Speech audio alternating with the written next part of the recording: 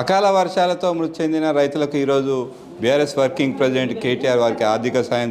ఆ అకాల వర్షాలతో మృతి చెందిన కుటుంబాలు మాత్రం ఇక్కడ మనతో పాటు ఉన్నారు. వాళ్ళకి ఏం జరిగింది ఒకసారి తెలుసుకునే ప్రయత్నం చెప్పండి. ఏం జరిగింది, ఇట్లా ఉంది మీకు?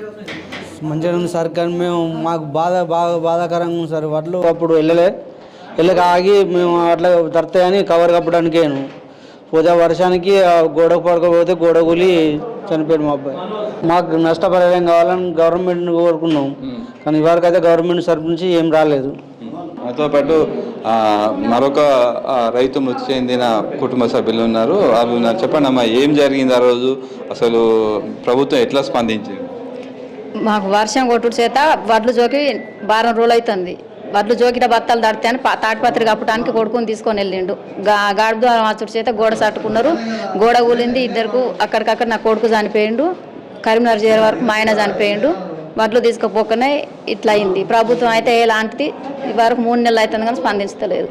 అంటే కలెక్టర్, అప్పుడు అడిషనల్ కలెక్టర్ వచ్చిండ్రు, మీకు సాయం చేస్తా అని చెప్పిండ్రు. ఇప్పటి వరకు ఏం చేసింది? ఏది లేదు, ఎలాంటి సాయం చేయలే. ఇటు చూసుడు కూడా చూడలే వాళ్ళు. అక్కడ మందమే అక్కడ చెప్పారు, మమ్మల్ని లేపే మందమే చెప్పారు. మేము ఇంటికి పోయే వరకే బత్తాలు తీసుకుపోయారు. అదే ముందు తీసుకుపోతే మా వాళ్ళు ఉండకపోదరా? మేము ఇంటికి పోయే వరకే తీసుకుపోయారు బత్తాలు. కేటీఆర్ ఈరోజు మీకు ఆర్థిక సాయం చేస్తాను, ఎవరు స్పందించకుండా కేటీఆర్ మాత్రం ఇంకా ఈరోజు మీకు మీ దగ్గరికి వచ్చి మీకు ఆర్థిక సాయం చేస్తాను. ఎట్లా ఉంది? ఎట్లా సంతోషం అనిపిస్తుంది. ప్రభుత్వం నిర్లక్ష్యంతో ఇది అయిపోయింది.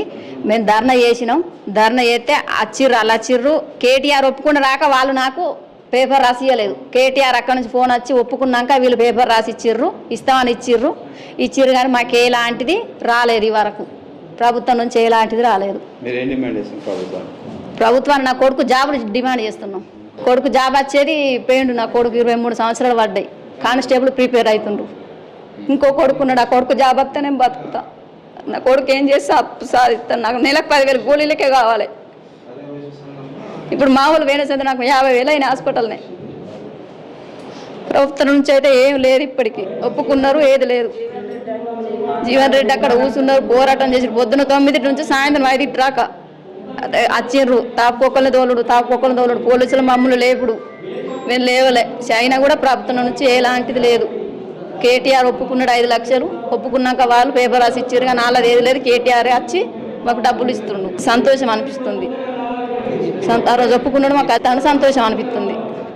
నా కొడుకు, నా మానవుడు ఇద్దరు పరద కప్పుతామని పోయి ఆ గోడ లోపల ఆన కొడుతుందంటే రార కొడుకు ఆన గోడ కాడికి తీసుకుపోయాడు. ఆ గోడ కూలింది, ఇద్దరు మృతి చెందింది. అన్న ఇద్దరు చనిపోయింది, కొడుకు తండ్రి. నాకు కొడుకు, దీని కొడుకు, నా కోడలే, పెద్ద కొడుకు. నాకు 5గురు అయ్యేది. మా ఆధారం అంతంగా ఉన్న కొడుకులతో పోయింది. ఇంకేం లేదు, ఆధారం అన్నట్టు మేము బతుకుతాను. మంచి ఇద్దరు మనసులో అట్లనే మేమేమో ఎట్లా బతుకుదాము? మమ్మల్ని ఎటు కాకుండా బత్తాలు ఒక 4 వద్దులు ముందు కొండవద్దు. నా కొడుకులు ఇద్దరు ఒక ఇంట్లోకే ఇద్దరు అట్లా పోకపోదురు. ఈ పని జరగకపోవు. మాకింత అన్నం పెట్టే కొడుకులు అవలపడ్డారు. మా పరిస్థితి ఇప్పుడు ఏం కావాలి? మేము ఎట్లా బతకాలి? రైతులకు ప్రభుత్వం కంటే ఎక్కువ ముందుగా స్పందించి కేటీఆర్ ఆర్థిక సాయం చేస్తున్నారు. దీన్ని ఎట్లా చూస్తారు? కేటీఆర్ గారు ఇవాళ కేసీఆర్ గారు వచ్చిన తర్వాతనే రైతుల కళ్ళల్లో ఆనందం చూసాం. అంతకుముందు ఉన్నటువంటి 65 సంవత్సరాల పరిపాలనలో కాంగ్రెస్ కానీ టీడీపీ కానీ మందు బస్తాలకు కూడా అలిసిపోయినటువంటి సందర్భం, ఆత్మహత్యలు చేసుకున్నటువంటి సందర్భం.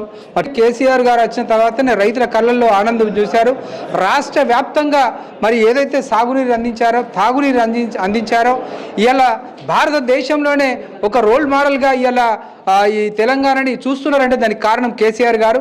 ఇలా కేటీఆర్ గారు మరి తండ్రికి దగ్గర తనయుడిగా కేటీఆర్ గారు కూడా మరి ఇక్కడ కొత్తూరు దగ్గర జరిగినటువంటి యాక్సిడెంట్లో కానీ, గంపరపల్లిలో జరిగినటువంటి యాక్సిడెంట్లో వర్షానికి మరణించినటువంటి రైతులకు మరి ఎంతో భరోసానిస్తూ వీరికి ఆర్థిక సాయం రైతులు కూడా చాలా ఆనందంగా ఉన్నారు.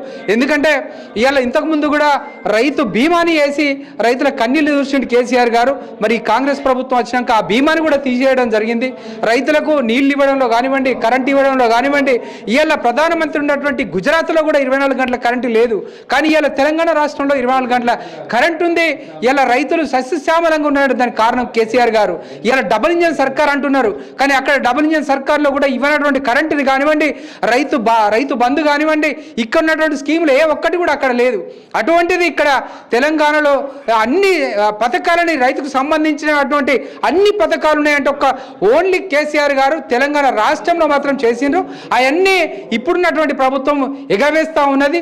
ఏదైతే చంద్రబాబు నాయుడు కూడా ఇక్కడ ఈ రోల్ మోడల్గా తీసుకున్నటువంటి సందర్భాన్ని మరి అలా ఇక్కడ ఉన్నటువంటి ముఖ్యమంత్రి గురువు అయినటువంటి చంద్రబాబు నాయుడు అక్కడ మెచ్చుకుంటే, ఇక్కడ చంద్రబాబు నాయుడికి ఒక శిశువుడిగా ఇక్కడ నుంచి నీళ్ళన్నీ కూడా ప్రాణదొడడానికి ఇక్కడ మరి నీళ్ళు ఎత్తిపోయకుండా ఏదైతే ఇలా అన్నారం కన్నెపల్లి ఈ యొక్క పంప్ హౌస్ ఉందో కొంచెం నీళ్లు ఎత్తిపోయవలసింది అవన్నీ కూడా ఆంధ్రాకు వదిలిపెడుతూ మరి సునక ఆనందం పొందుతూ ఉన్నాడు ఇలా ముఖ్యమంత్రి గారు.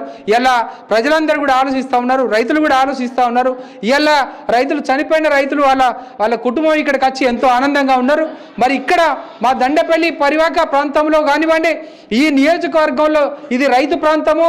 ఇలా కడెం ఆయకట్టు కింద మొత్తం ఇక్కడ రైతు ఆయకట్టు ప్రాంతము. ఇక్కడ రైతులకు సంబంధించినటువంటి ప్రాంతం కాబట్టి మరి ఇక్కడ ఎన్నో రకాలుగా మా దివాకర్ రావు గారు ఇక్కడ గూడెం లిఫ్టే కాకుండా హాజీపూర్ దగ్గర కూడా ఒక లిఫ్ట్ని కూడా శాంక్షన్ చేయించడం జరిగింది. ఇక్కడ ఇప్పుడున్నటువంటి పరిస్థితుల్లో ఆ లిఫ్ట్ని కూడా క్యాన్సిల్ చేయించినటువంటి సందర్భము మరి ఈ కాంగ్రెస్ ప్రభుత్వం. ఇట్లాంటి అన్ని కూడా మరి ప్రజలు రైతులు గమనిస్తూ ఉన్నారు. దయచేసి ఇది రైతు ప్రభుత్వం కాబట్టి ప్రజలందరూ కూడా గమనించాలి. ఓటేసే ముందు జాగ్రత్తగా ఎన్ని డబ్బులు ఇచ్చినా కానీ ఈ రైతు ప్రభుత్వం కేసీఆర్ గారి కారు గుర్తుకు ఓటేసి గెలిపించాలని సందర్భంగా మన తలరాతను మార్చుకోవాలని సందర్భంగా తెలియజేసుకుంటా ఉన్నాం. మాకైతే ఇంతవరకు అంటే ప్రభుత్వం తరపున కేటీఆర్ సాయం మాకైతే చాలా ఆనందంగా ఉంది. అంటే కొంతవరకైనా మా కుటుంబాన్ని ఆదుకుంటున్నాడు, మాకు అది సంతోషంగా ఉంది. మొత్తానికి అకాల వర్షాలతో మృతి చెందిన రైతులకు మాత్రం ఇప్పటికీ ప్రభుత్వం పట్టించుకోలేదు. అదే ప్రతిపక్ష పార్టీగా ఉన్న బీఆర్ఎస్ పార్టీ మాత్రం అదే రోజు కేటీఆర్ ప్రకటించిన విధంగానే ఈరోజు మృతి చెందిన కుటుంబాలు 4 కుటుంబాలకు 5 లక్షల చొప్పున 20 లక్షలు మాత్రం ఈరోజు ఆర్థిక సహాయాన్ని అందించడానికి కేటీఆర్ గారు ఈరోజు లక్షపేటలో రైతు సదస్సులో వారికి ఆర్థిక సహాయాన్ని అందజేయనున్నారు.